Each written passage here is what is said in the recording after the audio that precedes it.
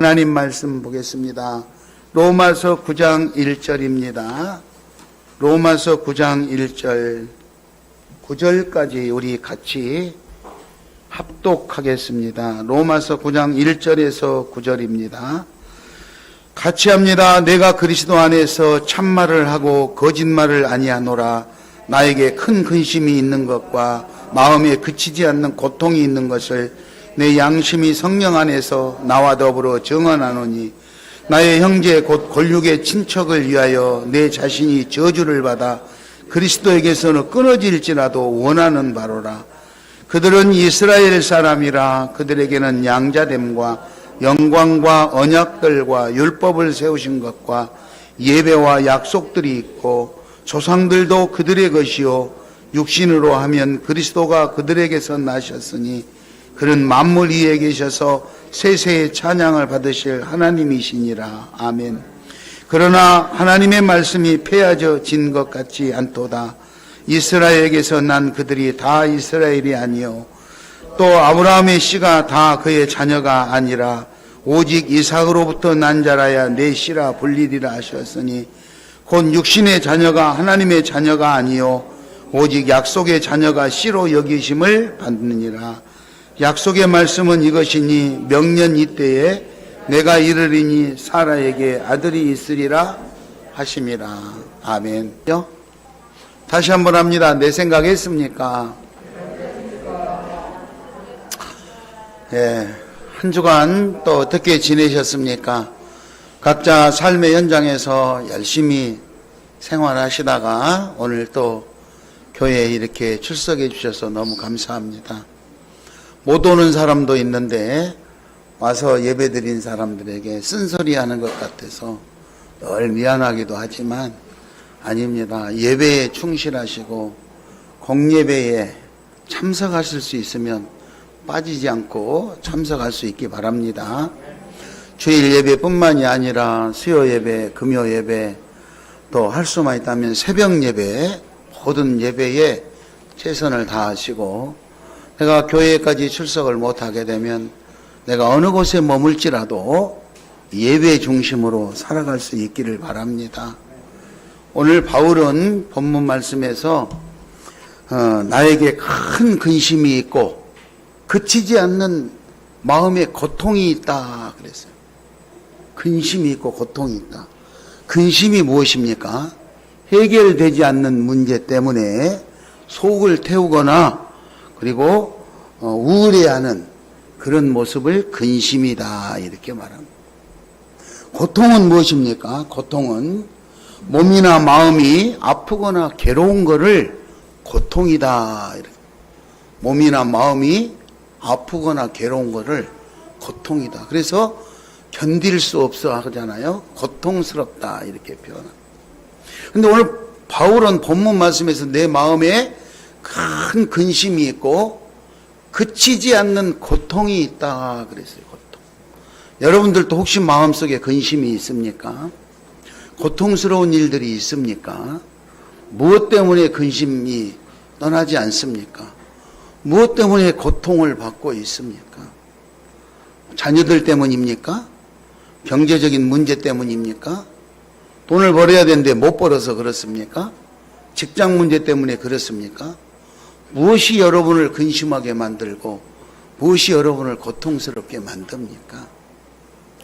바울은요, 오늘 본문 말씀에서 큰 근심이 있고 고통이 있다고 했는데 무엇 때문에 근심하는가 봤더니 오늘 3절에 보니까 자기 형제 곧 골육 친척을 위해 마음 아파했다 그랬어요. 쉽게 말하면 내 형제 자매들, 친척들, 내 이웃들, 내 백성들, 동족들, 이런 사람들 때문에 마음 아파하고 근심하고 고통스러워했다. 그러면 형제나 친척들, 가족들, 민족들이 어땠길래 그렇게 근심을 하고 그치지 않도록 고통스러워했을까? 우리 그리스도인들, 믿음의 이스라엘 백성들, 믿음의 사람들은요, 하나님 앞에 선택받은 사람들입니다. 하나님 앞에 선택받은 사람들은 그리스도인으로서 하나님의 자녀로서 하나님의 백성으로서 특권을 누리고 살아야 될 사람들입니다.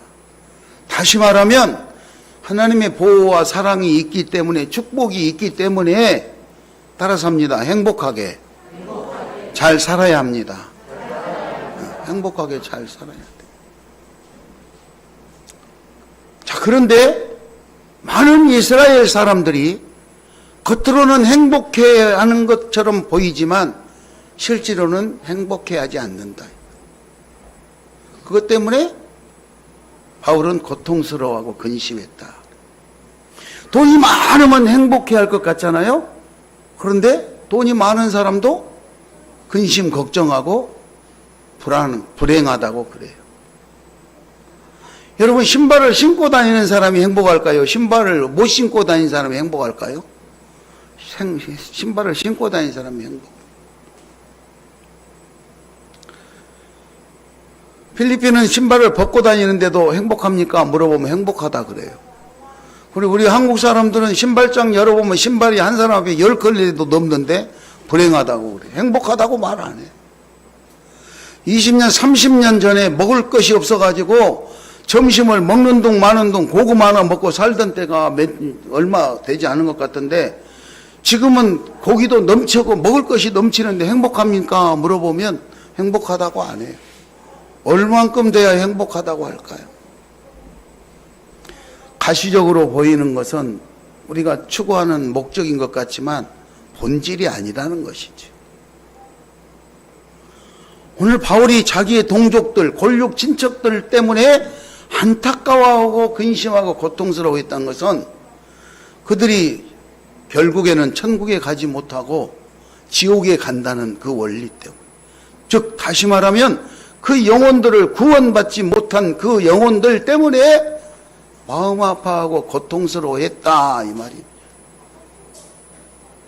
더 쉽게 말하면 예수 믿는 것 때문에 고통스러워했다, 믿지 않는 것 때문에 고통스러워했다 이 말. 세상 사람들에게 말하면 사람들이 어떻게 들을까, 구설수에 올릴까 공개적으로 말하기가 조심스럽습니다마는 며칠 전에 우리나라의 최고가는 MC 송혜 선생님이 떠나셨어요. 발인을 했는데 여러분 지금도 유튜브 같은 데 보면은 송혜 선생님 연결식 발인식 하는 장면이 쭉 나와요. 사람마다 느끼는 것은 다르겠지만 연예인이 수십 명, 유명한 사람은 다 왔더라고.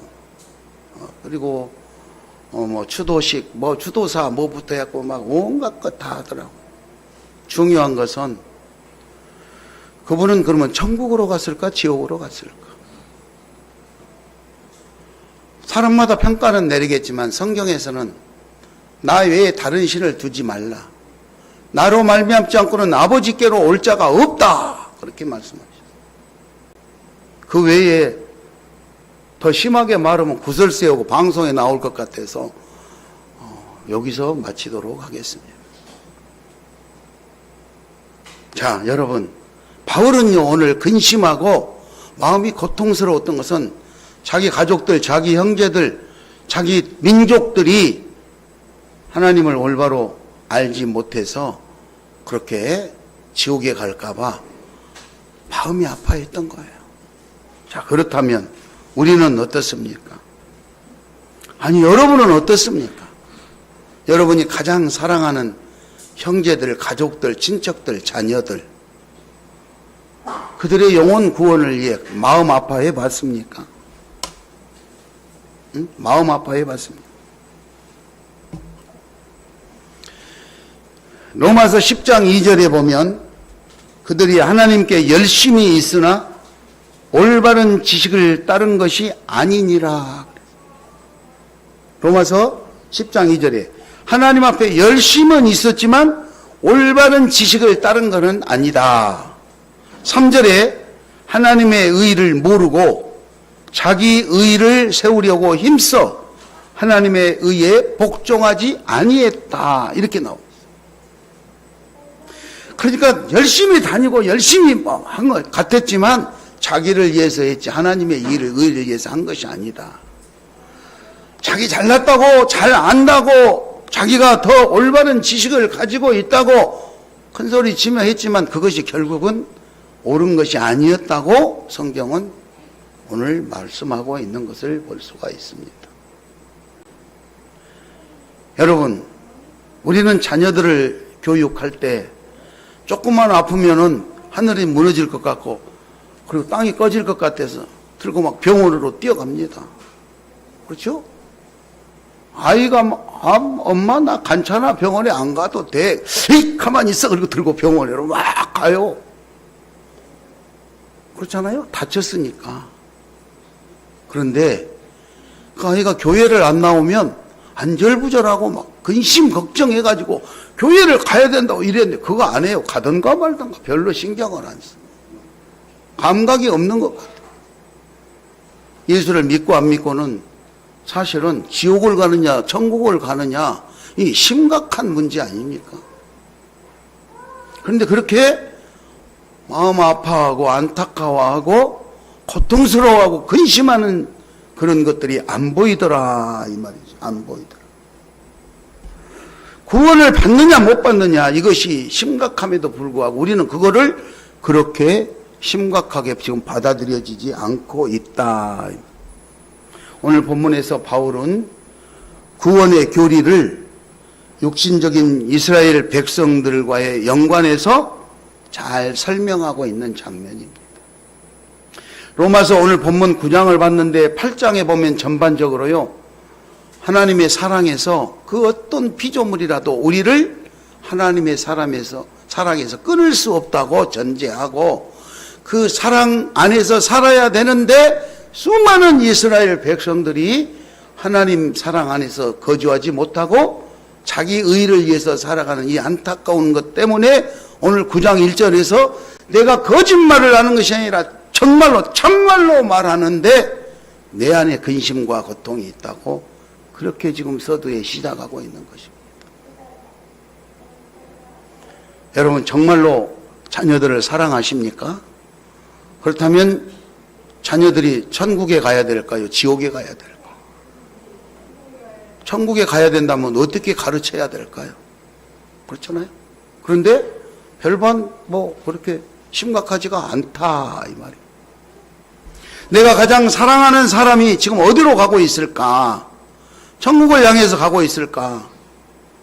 송혜 선생님도 발인식 할 때 보니까 관계되는 수많은 사람들이 와서 하늘나라로 갔다. 하늘나라로 갔다. 그러더라고. 어떻게 된 것인지 모르지만 장례식장에 가면은 모든 사람이 다 하늘나라로 가더라고. 천국으로 가더라고. 자기가 말로만 가는 거지 정말로 천국에 갔는지는 조사를 해봐야 알겠지만 장례식장에 가면 모든 사람이 다 천국이야. 하늘나라야. 여러분 다 하늘나라에 갔겠습니까? 여러분 천국과 지옥을 인정하십니까? 인정하지 않습니까? 천국과 지옥이 있다고 생각하십니까? 없다고 생각하십니까? 있다고 생각한다면 우리는 천국에 갈 수 있도록 아름다운 그리스도인으로 살아야 될 것입니다. 지옥이 상황이 어떤 것인가를 알면 우리는 나의 생활도 그렇고 내 가족들, 사랑하는 내 가족들을 안타까워할 거예요. 성경에 보면 부자와 거짓 나사로가 살았는데 이 땅에 살 때는 부자가 훨씬 더 좋잖아요. 잘 먹고 잘 살고 얼마나 좋습니까? 근데 거짓 나사로는 그 집에서 얻어먹으면서 살았으니까 세상 사람들이 부러워할 사람이 한 사람도 없어요. 그런데 두 사람이 다 죽어서 갔는데 거짓 나사로는 천국에 가고 부자는 지옥에 떨어져서 성경에 보면 유황불이 타는 그곳에서 얼마나 뜨겁고 고통스러운지 자기 집 앞에서 얻어먹던 거짓 나사로에게 물 한 방울만 손가락으로 찍어서라도 내 혀에다가 떨어뜨려 달라고 사정을 하는 장면이 나옵니다. 아니 그것 안 된다고 그러니까 그러면 우리 집에 가가지고 남아있는 우리 식구들은 이곳에 오지 않도록 좀 이 상황을 좀 전달해 달라고 그렇게 말을 합니다. 그런데 이곳에서 너 있는 쪽으로 갈 수도 없고 네가 이쪽으로 올 수도 없고 우리는 오고 갈 수가 없다고 말하고, 심각한 정말로 엄청난 고통스럽고 근심해야 될 내용들이 성경에 많이 있음에도 불구하고 우리는 그것을 그렇게 심각하게 받아들여지지 않습니다. 6월은 호국 보훈의 달, 원호의 달이라고들 말로는 많이 외쳤습니다.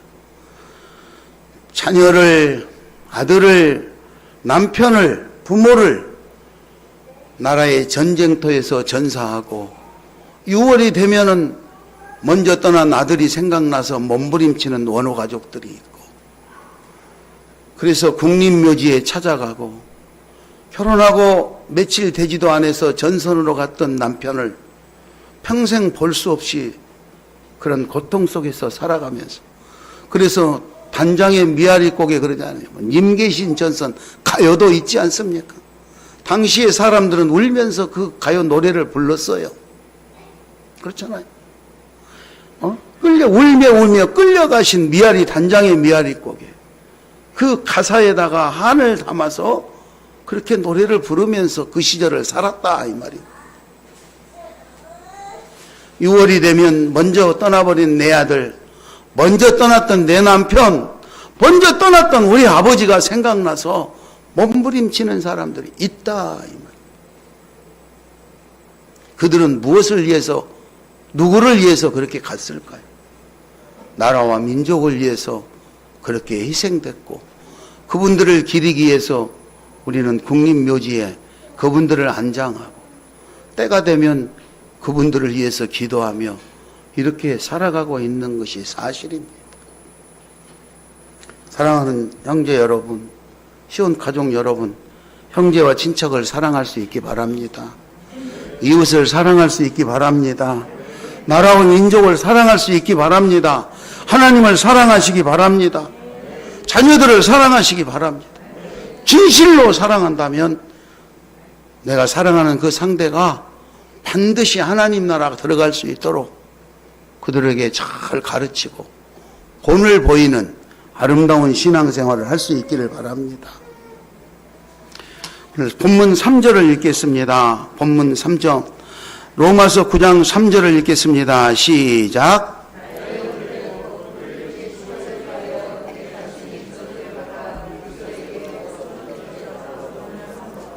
바울의 안타까운 마음이 담겨 있는 것입니다. 내가 내 형제와 권력 친척들을 위해서, 그를 구원하기 위해서 내가 저주를 받아 죽는 한이 있어도 저들이 구원받기를 원합니다. 내가 대신 지옥에 가더라도 내 형제와 민족들, 내 가족들을 구원시켜 주시기 바랍니다. 오늘 바울은 그렇게 안타까워하며 몸부림치고 있습니다. 여러분, 바울처럼 여러분이 사랑하는 가족들을 위해서 이렇게 몸부림치며 안타까워하는 마음이 있습니까? 한번 생각해 보시기 바랍니다. 출애굽기에 보면, 출애굽기 32절에 보면은요, 출애굽기 32장에 보면 금송아지를 만든 사건이 나옵니다. 하나님이 모세를 시내산 꼭대기로 불러서 지도자 모세가 하나님 만나러 산 꼭대기에 올라간 그 틈에 사람들이 금을 모아가지고 금송아지를 만들어서 거기다가 비나이다 소원 좀 들어주십시오, 이런 사건이 일어났죠. 이 사건으로 인해서 하나님이 진노하고 그 이스라엘 백성들을 쓸어버리려고, 다 멸망시켜버리려고 계획을 했을 때 출애굽기 32장 32절에 보면 모세는 하나님 앞에 기도합니다. 하나님, 우리 백성들을 한 번만 용서해 주십시오.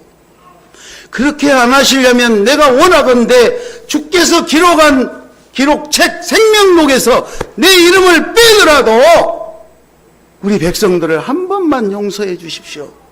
이렇게 몸부림치는 지도자의 탄원, 모세의 기도가 나옵니다.